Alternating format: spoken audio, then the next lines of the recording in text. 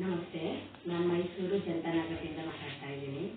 ನನಗೆ ತುಂಬ ಸಮಸ್ಯೆ ಇತ್ತು. ಮಂಡಿ ನೋವು, ತಲೆನೋವು, ಕಾಲು ನೋವು, ತುಂಬ ಗ್ಯಾಸ್ಟ್ರಿಕ್ ಇತ್ತು. ಊಟನೇ ಸೇರ್ಬಿಡ್ತಾ ಇರಲಿಲ್ಲ, ವಾಮಿಟ್ ಎಲ್ಲ ಆಗ್ತಾಯಿತ್ತು.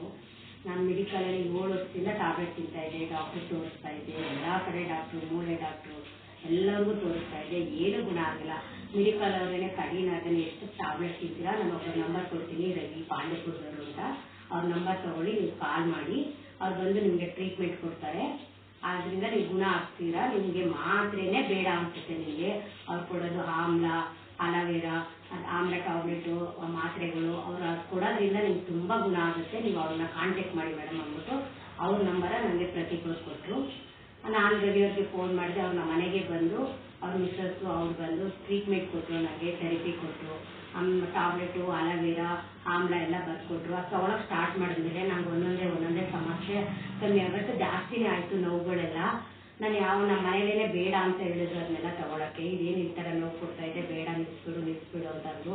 ನಾನು ಅದನ್ನೇನು ಬಿಡದೇನೆ ನಾನು ಮತ್ತೆ ತಗೊಳಕ್ಕೆ ಸ್ಟಾರ್ಟ್ ಮಾಡಿದೆ. ಒಂದು 15 ದಿನ ತುಂಬ ನೋವು ಅನುಭವಿಸ್ದೆ. ಆಮೇಲಿಂದ ಎಲ್ಲ ಕರೆಕ್ಟಾಗಿ ಆಯಿತು. ಇವಾಗ ಆರಾಮಾಗಿದ್ದೀನಿ ನಾನು 2 ತಿಂಗಳಿಂದ. ರವಿಯವರೇ ನಿಮಗೆ ತುಂಬ ಥ್ಯಾಂಕ್ಸ್. ನನಗೆ ಇವಾಗ ಯಾವ ನೋವು ಇಲ್ಲ, ನಾನು ಆರಾಮಾಗಿದ್ದೀನಿ 2 ತಿಂಗಳಿಂದ. ಒಂದು ತಲೆನೋವಾಗಲಿ, ಮಂಡಿ ನೋವಾಗಲಿ ಏನೂ ಬರ್ತಾಯಿಲ್ಲ. ನನಗೆ ಟ್ರೀಟ್ಮೆಂಟ್ ಕೊಟ್ಟಿದ್ದು ಥೆರಪಿ ತೊಗೊಂಡ್ಮೇಲಂತೂ ನಾನು ತುಂಬ ಮಂಡಿ ನೋವು ಆಶ್ರಮಲ್ಲಿ ನನಗೆ ಕೂತ್ಕೊಳ್ಳೋಕ್ಕೆ ಆಗ್ತಿರಲಿಲ್ಲ.